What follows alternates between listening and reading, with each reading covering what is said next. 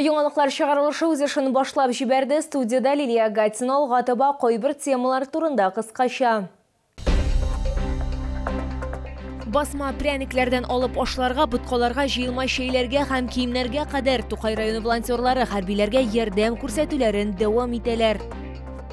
Ярчаллы яшелләнә барам, шәһәрдә санитар 2 айлык дәвам итә.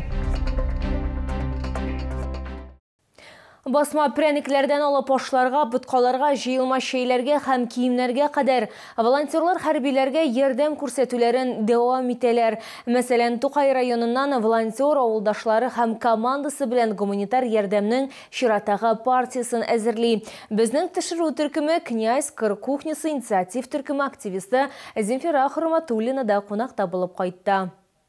Тукмачтан шулай башлаган идек, аннары пряникларга кирип киттек. Оннары инде үй токмашына басма пряникләрдә өстәлә, аларны сайлау очраклы түгел дип уртаклаша волонтер Земфира Хөрмәтуллина. Ул салкыннар башлангач сугышчыларның иммунитетын ныгытырга ярдәм итәргә теләгән. Шулай итеп тәмле, баллы, әмма шул ук вакытта файдалы сыйлар әзерләү идеясы барлыкка килгән. Салкын вакытлар җитте дә, егетләрнең иммунитетларын күтәрү өчен менә шу печатный пряникларга күчтек. Күчтем инде бүген. Хәзер шулай ясыйбыз, начинкалы. Баллы басма пряник әзерләү процессы күп көч таләп итсә дә, күңелле дип сөйли волонтер. Татлы сыйлар бит ватанны саклаучылар өчен билгеләнгән. Земфира Хөрмәтуллина тәмле пряниклар әзерләү сире белән уртаклашмый, ләкин безнең төшерү төркеменә кире кага алмады.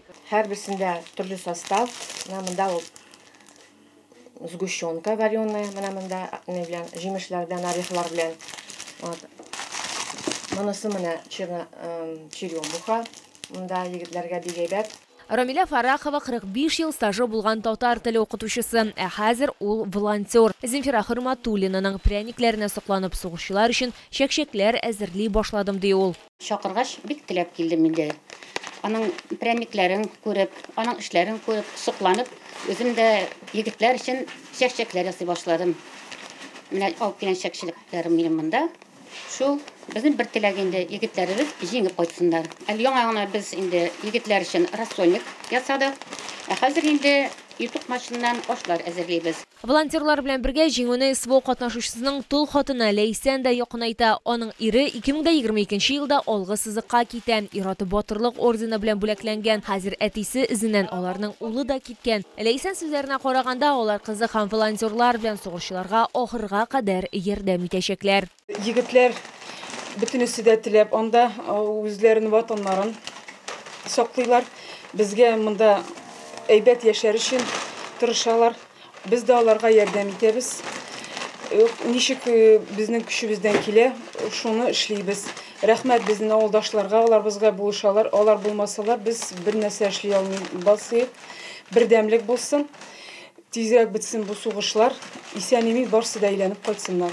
Князь Кыр кухнясы төркеме волонтерлары без бердәм булганда җиңеләбез девизы буенча эшләүләрен дәвам итәчәк. Лилия Гатина, Сергей Вильданов, яңалыклар. Әгәр сезне берәр проблема борчыса яки шатлыклы хәбәр җиткерәсегез килсә, безнең WhatsApp хезмәтенә мөрәҗәгать итегез. Фотосурәтләрегезне һәм видеоларыгызны 8939 311 31 31 телефоны буенча көтеп калабыз.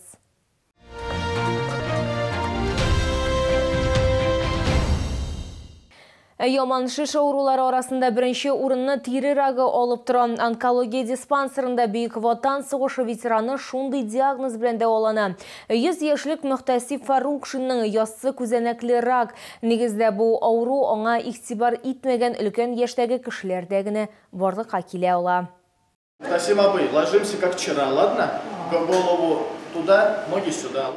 Мөхтәсиб Фарукшинның нурланыш терапиясының икенче сеансы, кызы сүзләренчә, башында шиш күптән барлыкка килгән, ләкин юкка чыккан. Ярты ел элек тагын бер шиш барлыкка килгән, хәзер колак төбендә. Шуңа да карамастан Бөек Ватан сугышы ветераны медицина учреждениесенә мөрәҗәгать итәргә теләми. Некрасивое ухо стало, вот что-то там у меня висит. Вот как-то он всегда за собой следил, а тут болячка появилась. И, во-вторых, появились болевые ощущения. Я ничем не болел. В армии вот стреляли, стрелок стрелял, в сердце только не попал. Ленинград. Такая большая рана была, разорвала живот полностью. Вот где его не было, вот я говорю, спасибо мамам, врачам. Илик Бейік Ватан соғышы ветераны күн сайын 7 шақырымға қадар жаяу йөрген, ләкин 3 ел элек ул суқырайған, хәлсезләрне башлаган. К сожалению, хирургическое лечение здесь уже в силу возраста не показано. Каждый врач перед тем, как взять того или иного пациента, конечно, думает в первую очередь, чтобы ему не навредить. С учетом пожилого возраста, конечно, это довольно легко можно сделать. Извесив все плюсы и минусы, мы решили взять пациента на лучевую терапию. Дәулау үшін шеш зурлығына туры келе тұрған махсус аппликатор сойлап олына ул тиренең зарарланган участогы буйлап китерелә. Белгечләр шулай ук шешне нурландыру өчен кирәкле дозаны һәм вакытны да исәплиләр. Лечение является локальным, то и осложнения тоже будут локальные. Максимум, что может почувствовать пациент, это ожог кожи. То есть характеризуется отеком, отек несет за собой воспаление, и это боль. Но, как правило, когда лучевая терапия заканчивается, все эти симптомы начинают уже купироваться самопроизвольно в течение 2-3 недель.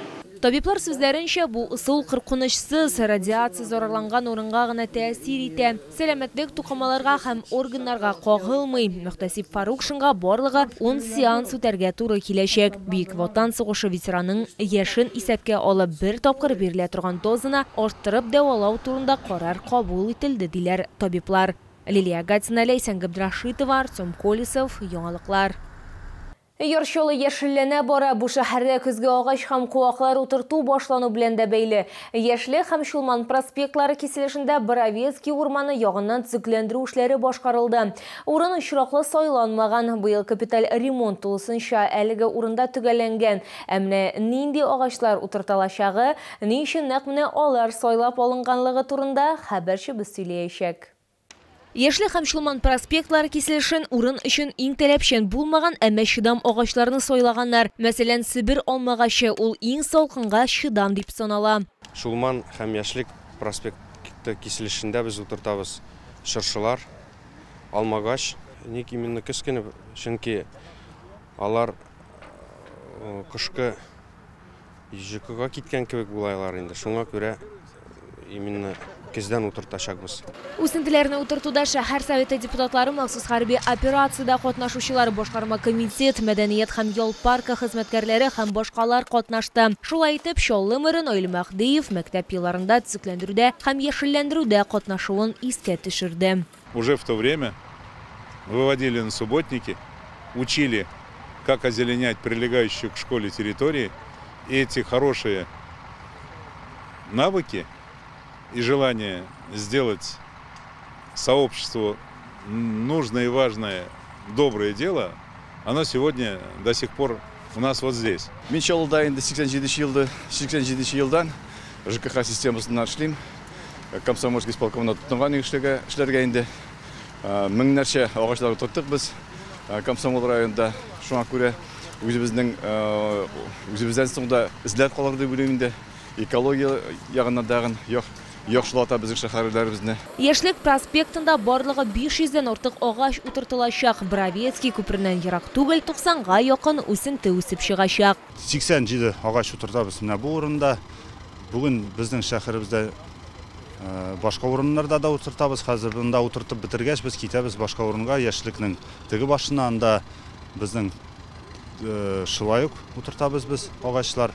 Автоколада көз көне 10 меңләп агач һәм куак утырту планлаштырыла. Булар каштан, барбарис, күрил чәе, каен, тирәк, юкә, рәңге һәм башкалар. Лилия Гатина, Эльмира Гайнетдинова, Кирилл Хабзей, яңалыклар.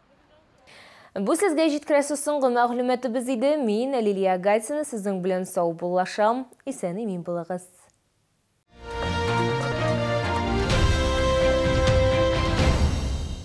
Лечение, протезирование, имплантация зубов по доступным ценам. Стоматология «Улыбка» 52 27.